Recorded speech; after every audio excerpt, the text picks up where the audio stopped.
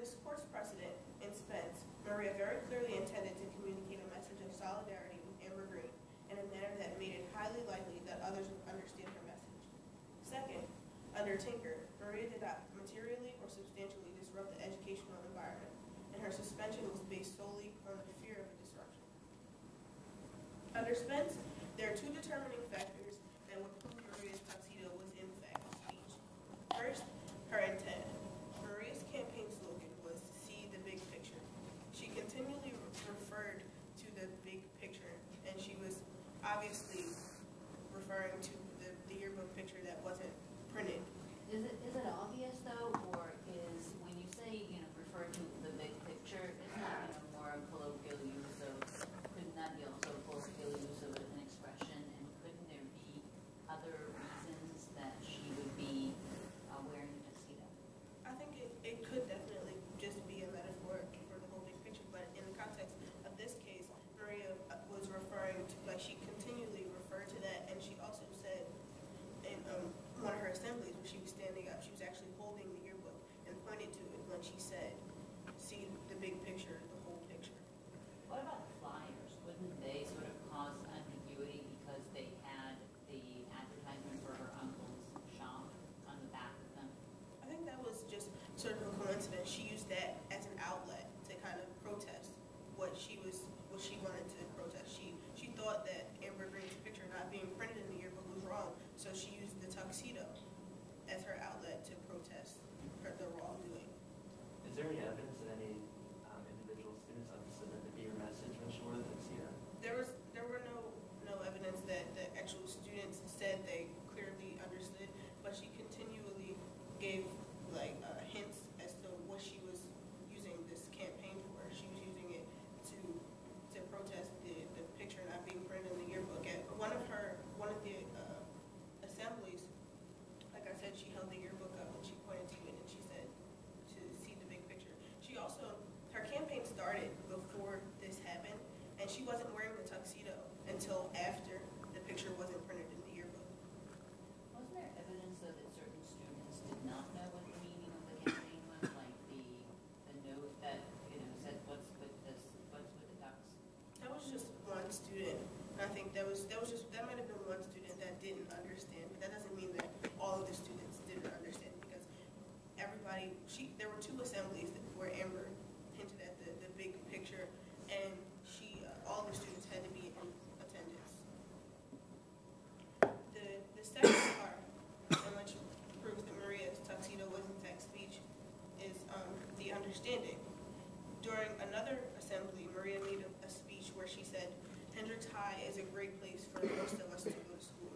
And with me as president, I'm going to make it a great place for all of us to go to school," which is, again, just her reiterating, her wanting to make it a good place for everyone.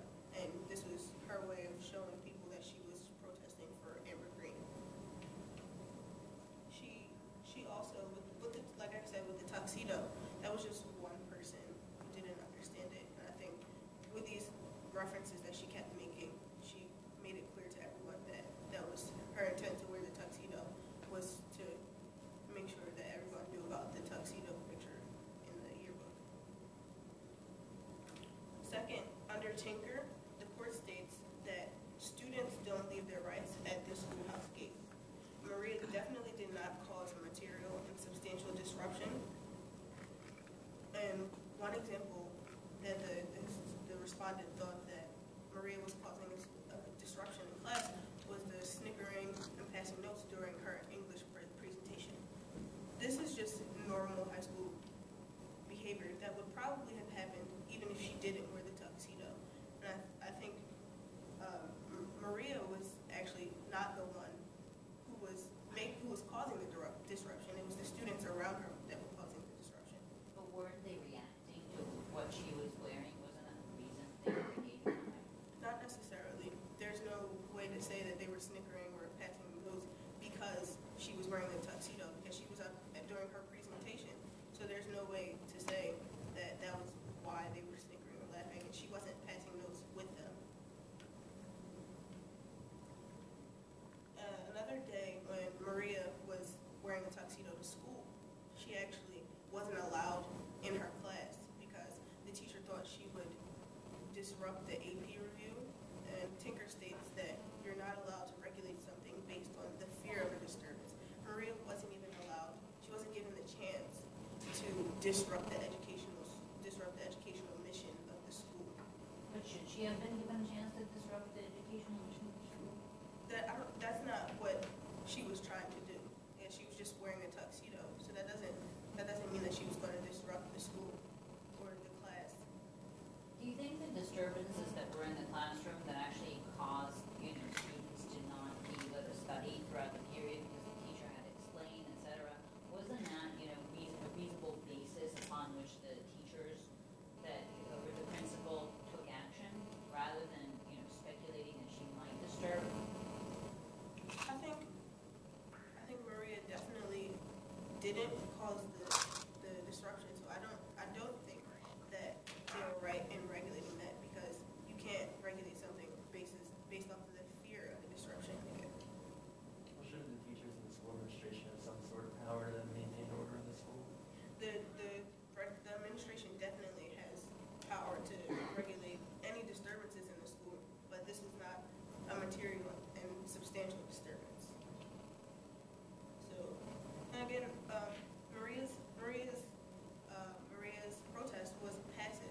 This wasn't like Blackwell, where students were forced to have buttons put on them by other students. She didn't cause a disruption